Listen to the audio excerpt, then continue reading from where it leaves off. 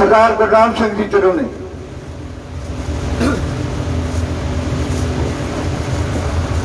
साहिब श्री गुरु ग्रंथ साहिब जी की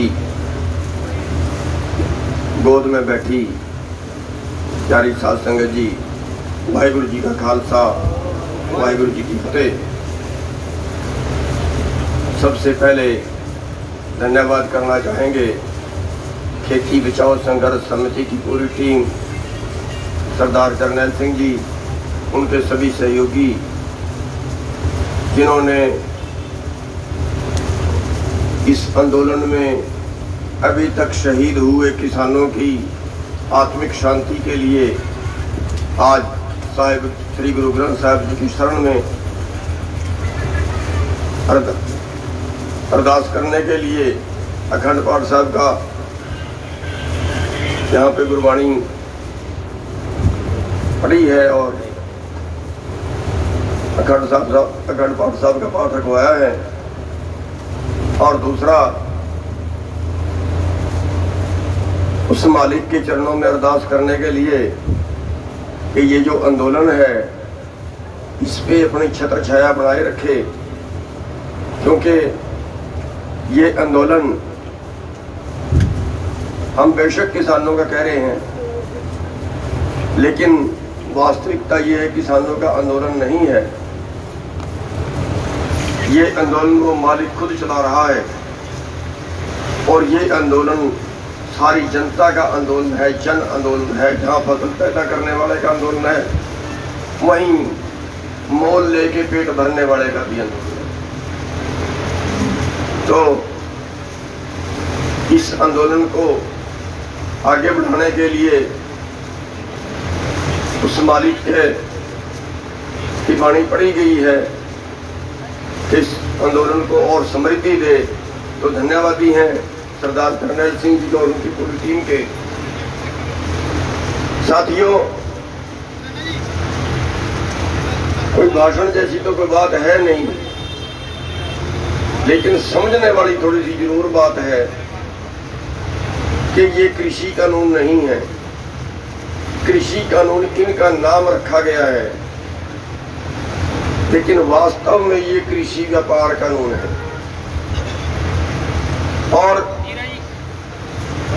इन कानूनों से पूरे जहां खेती के और व्यापारी के बीच में सरकार थी, वो सरकार अब हमारे बीच से किनारे हो रही है। अब आपको पूरी तरह पूंजीपतियों के रहमो करम पर छोड़ दिया गया। आप कुछ खेती करें, कुछ ना करें, कहीं बेचें, कहीं ना बेचें, कोई खरीदे, कोई ना खरीदे। और इसके भी दो कदम आगे ये कर दिया गया कि वो भी पूरे वर्ल्ड के साथ आपको मुकाबला करना होगा। व्यापारी की मर्जी है, व्यापारी हरियाणा से खरीदे, व्यापारी की मर्जी है व्यापारी अमेरिका से खरीदे। यानी अब जो आपका मुकाबला होगा वो हिंदुस्तानी का हिंदुस्तानी से नहीं होगा। जो फसल की बोली होगी वो ये नहीं होगी कि हरियाणा में महंगी है कि पंजाब में महंगी है, बल्कि ये होगी कि हरियाणा से सस्ती मिलती है कि अमेरिका से सस्ती मिलती है। और इस कंपटीशन में हमारे जो हालात हैं वो किसी तरह भी वर्ल्ड लेवल पे शूट नहीं करते। आप 2 एकड़ के मालिक हैं, 85% किसान, 82% किसान 2.5 एकड़ से कम के मालिक हैं। अमेरिका में 10 वर्ग किलोमीटर की एवरेज है, 20,000 40,000 एकड़ का भी किसान है। आपकी खेती रोजगार है, वहां की खेती व्यापार है। अगर वर्ल्ड लेवल पे आपका रेट आता है तो आज गेहूं का रेट 1700 रुपये है मार्केट में, धान का 1100 रुपये है मार्केट में, मक्के का 1000 रुपये है मार्केट में। किसी हालत में आप खेती करनी पड़ता नहीं खाएगी आप। और जब आपको खेती पड़ता करनी नहीं खाएगी तो आप इस जमीन का रेट पिछले 8 साल में आप देख रहे हैं कि आधे रह गए हैं। और अगले चंद सालों में जब आपको रेट नहीं मिलेगा तो फसल का रेट और नीचे आ जाएगा। और उसके अगली पॉलिसी ये है कि अमेरिका की खेती का अगर मुकाबला करना है तो फिर यहाँ भी कंपनियाँ खेती करेंगी, यहाँ भी मशीनी खेती होनी चाहिए, हज़ारों एकड़ के प्लाटों में होनी चाहिए, बड़ी मशीनरी से होनी चाहिए। और उस वक्त हमारे पास ना तो ज़मीन के मालिक रहेंगे और ना हमारे मजदूर खेत में काम करने के मालिक के वारिस रहेंगे। यानी मंडी का पूरा व्यापार खत्म होगा, मंडी का पूरा सिस्टम खत्म होगा। अभी इस साल 4 मंडियां हरियाणा में बंद कर दी गई। तो ये पूरे का पूरा ढांचा जो है, मौजूदा ढांचा, जिसमें आड़ती, व्यापारी, किसान, मजदूर, दुकान वाले, ये सारा ढांचा ध्वस्त होके ये सारा कारोबार कारपोरेट को जाएगा। पूरी खेती आगे कारपोरेट करेगा। और फिर हमारी जो हालत होगी वो ये होगी कि हम जिंदा कैसे रहें, हम जिंदा कैसे रहें, क्योंकि बाजार में आपके लिए मजदूरी नहीं है। आज जो हमारे बच्चे मजदूरी करने के लिए जा रहे हैं 6,000 रुपये महीने में काम कर रहे हैं, उसमें जिंदा नहीं रह पाऊंगा। इसलिए ये आंदोलन लड़ना, इसमें कुर्बानियां कितनी भी हों, इसमें तकलीफें कितनी भी आए, झेलनी पड़ेंगी, दूसरा रास्ता नहीं है हमारे पास। और हाँ, इस आंदोलन में हमें बिल्कुल बड़ा साफ कह के लड़ना चाहिए आंदोलन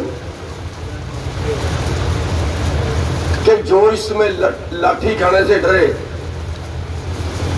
जो इस आंदोलन में मुकदमों से डरे, जो इस आंदोलन में जेल जाने से डरे, जो इस आंदोलन में सरकार की प्रताड़ना से डरे, किसी भी मुसीबत से डरे, वो आंदोलन में ना ही आए तो बेहतर है। ये आंदोलन, इसमें कुर्बानियां भी होंगी, इसमें मुकदमे भी बढ़ेंगे, इसमें जेलें भी काटनी पड़ेंगी। 40-45 मुकदमे अब से पहले हमारे ऊपर 307 के दर्ज हो चुके हैं इसी आंदोलन में, लेकिन हमने कभी नहीं कहा कि एक भी मुकदमा वापस लीजिए हमारे। हमने ये कहा और जितना दर्ज कर सकते हैं कर लीजिए, लेकिन आंदोलन से नहीं हटेंगे, ऐसे ही लड़ेंगे, जैसे लड़ रहे हैं ऐसे ही लड़ेंगे। तो साथियों, बिना कुर्बानियां दिए इतिहास उठा के देख लीजिए, बिना कुर्बानियां दिए व्यवस्था कभी नहीं बदली। अगर बिना कुछ सोचिए, अगर बिना कुर्बानियां दिए व्यवस्था बदल जाती तो फिर गुरु गोविंद सिंह जी ना बदल देते। इतनी पावर के मालिक थे, इतनी ताकत के मालिक थे, परमात्मा से जुड़े हुए थे, वो ना बदल देते। फिर क्या जरूरत थी परिवार शहीद कराने की, क्या जरूरत थी इतनी बड़ी बड़ी मिसालें पैदा करने की, फिर क्या जरूरत थी गुरु तेग बहादुर जी को दिल्ली में आकर शीश देने की। इसीलिए दिया था ना कि जुल्म का मुकाबला करने के लिए कुर्बानियां देनी पड़ेंगी, कुर्बानियां देनी पड़ेंगी तो कौम जागेगी, और जब कौम जागेगी तो बदलाव होगा, जब जनता जागेगी, आवाम जागेगा तो बदलाव होगा। सवाल आवाम को जगाने का है, और आवाम बिना कुर्बानियां दिए कभी नहीं जागता। साथियों, हमारे पास दूसरा कोई रास्ता नहीं है बिना आंदोलन लड़े, बिना कुर्बानियां दिए इस व्यवस्था को, और हमारे पास कोई चारा नहीं है। वोट से नहीं बदल सकते। बीजेपी कांग्रेस को बदला, बीजेपी को ले आए, बीजेपी को बदल दोगे तो कांग्रेस को ले आओगे, एक को बदल दोगे दूसरे को ले आओगे, लेकिन कोई सुधार तो नहीं हुआ ना, होगा भी नहीं। आज पूंजीवाद का की गिरफ्त में आ गया है हिंदुस्तान नहीं, पूरी दुनिया, पूरी दुनिया आज पूंजीवाद की गिरफ्त में है। आप सोचिए, हिंदुस्तान जैसा देश जो भुखमरी में 107 देशों में 102वें स्थान पे खड़ा हो, जहां 45% बच्चे कुपोषित हो, उनको खुराक पूरी ना मिली हो, उनका वजन कम हो, उनकी बढ़वार कम हो, उस देश के अंदर एक आदमी की आमदन एक दिन की 2150 करोड़ हो, ये कहां का संतुलन है? 10 साल बाद ये हिंदुस्तान नहीं बचेगा, ये अंबानी स्टेट होगा, ये अडानी स्टेट होगा। इसलिए देश कुर्बानियां मांग रहा है और कुर्बानियां दे रहे हैं। हमारे लिए कोई दूसरा तो नहीं आएगा, हमारे लोगों को कुर्बानियां देनी पड़ेगी। और मैं सलाम करता हूं आपको, आप किसी देवता से कम नहीं हो, जो 6-6 महीने से यहां पड़े हैं। और ये लड़ाई केवल आपके लिए नहीं, आप पूरे देश के लिए लड़ रहे हो। आप सब उन लोगों के लिए भी लड़ रहे हो जो भोजन खाते हैं। और शायद इसीलिए परमात्मा भी आपके साथ खड़ा है। शायद इसीलिए ये सच है कि हमने कब सोचा था कि हम 6 महीने सड़कों पे बैठेंगे। हम कब सोच के आए इतना खर्चा कहां से आएगा। हम कब सोच के आए इतने टेंट और इतनी झोपड़ियां डालनी पड़ेंगी। हमने तो कभी सपने में भी नहीं सोचा था। लेकिन वो प्रकृति, वो मालिक, क्योंकि सबको रोटी उस मालिक ने देनी है और इन कानूनों से आपकी रोटी का व्यापार बना दिया गया है और ये उस मालिक को मंजूर नहीं है। क्योंकि परमात्मा रोटी पशु पक्षियों को सबको देता है। गुरबाणी कहती है, सैल पत्थर में जंत उगाए ताका रिज्क आगे करता है। जिन जीवों के हाथ पैर नहीं है उनको भी मालिक देता है। और ये कहते हैं कि रोटी तो व्यापार है, अब इस रोटी का व्यापार अंबानी अडानी करेंगे, सारे देश का माल वो खरीद के रखेंगे, फिर सारा देश उनसे खरीदेगा। जितनी आपको मार्केट में जरूरत होगी उतना वो अनाज निकालेंगे, ब्लैक करेंगे, महंगा बेचेंगे।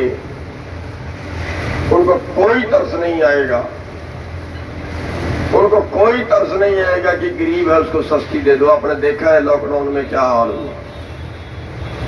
किसी फैक्ट्री वाले को तरस नहीं आया कि ये मजदूर 2 साल से मेरे पास काम कर रहा है, अब मैंने दरवाजा बंद करके इसको घर के बाहर निकाल के छोड़ दिया है। किसी कंपनी वाले को तरस नहीं आया, किसी फैक्ट्री वाले को तरस नहीं आया।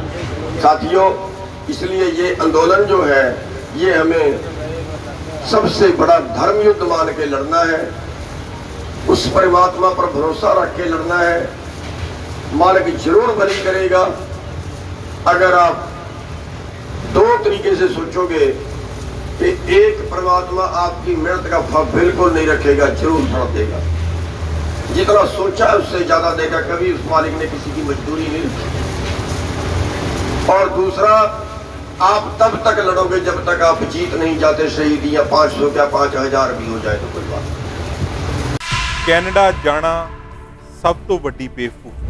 18, 19 ਤੇ 20 ਪਾਸ ਆਊਟ ਬੱਚੇ ਇੰਡੀਆ ਦੇ ਵਿੱਚ ਰਹਿ ਕੇ ਆਪਣੀ ਗ੍ਰੈਜੂਏਸ਼ਨ ਕਰਨ ਤੇ ਗ੍ਰੈਜੂਏਸ਼ਨ ਤੋਂ ਬਾਅਦ ਵਿੱਚ ਪੀਜੀ ਪ੍ਰੋਗਰਾਮਾਂ ਲਈ ਕੈਨੇਡਾ ਨੂੰ ਜਾਣ। ਇਸ ਪੈਨਾਡੈਮਿਕ 'ਚ ਤੁਸੀਂ ਕੈਨੇਡਾ ਨਹੀਂ ਪਹੁੰਚ ਸਕਦੇ। ਕਿਉਂ ਆ ਰਹੀਆਂ ਨੇ ਰਿਫਿਊਜ਼ਲਸ?